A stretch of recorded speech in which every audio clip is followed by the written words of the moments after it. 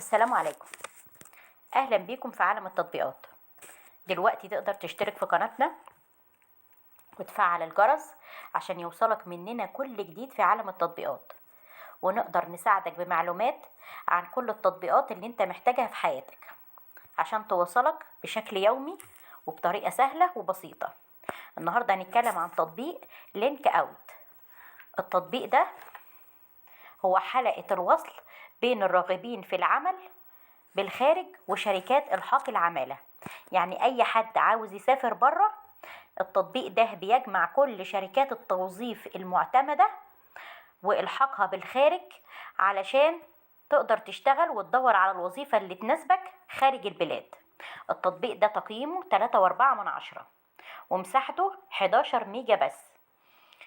عدد عمليات التنزيل على التطبيق أكتر من 100,000 عملية تنزيل.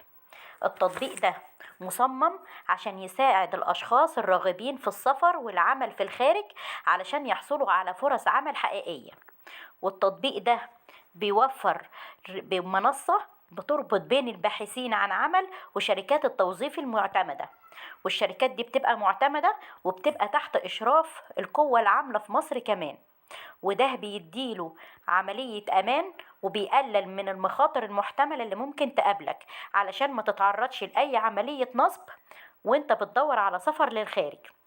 التطبيق ده بيوفر لك فرص عمل حقيقية تناسبك لكل دول العالم، وكل شركات التوظيف اللي عليه معتمدة، وزي ما قلنا وزارة القوة العاملة بنفسها بتشرف عليه. المميز في التطبيق ده انك بتلاقي فرص عمل مناسبة لمؤهلك في مكان واحد، مش بتدور في اماكن كتير، لان شركات التوظيف المعتمدة موجودة قدامك.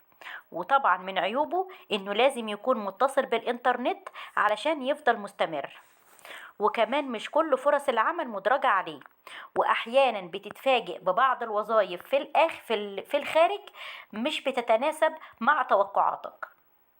أتمنى أكون وصلت لكم التطبيق بشكل سهل وبسيط، ومستنية تعليقاتكم على التطبيق سواء كانت التعليقات دي إيجابية أو سلبية.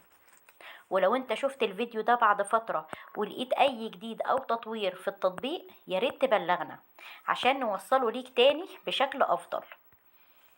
دلوقتي تقدر تشترك في قناتنا وتفعل الجرس عشان يوصلك مننا كل جديد في عالم التطبيقات. وياريت لو في اي تطبيق انت محتاج ان احنا نتكلم عنه في القناة، ياريت تبلغنا بيه في تعليق، واحنا هنعمل لك فيديو يشرح لك التطبيق بطريقة سهلة ونوصله لك بطريقة بسيطة. وكمان تقدر تتابع معانا على الفيسبوك عن طريق مراجع برامج.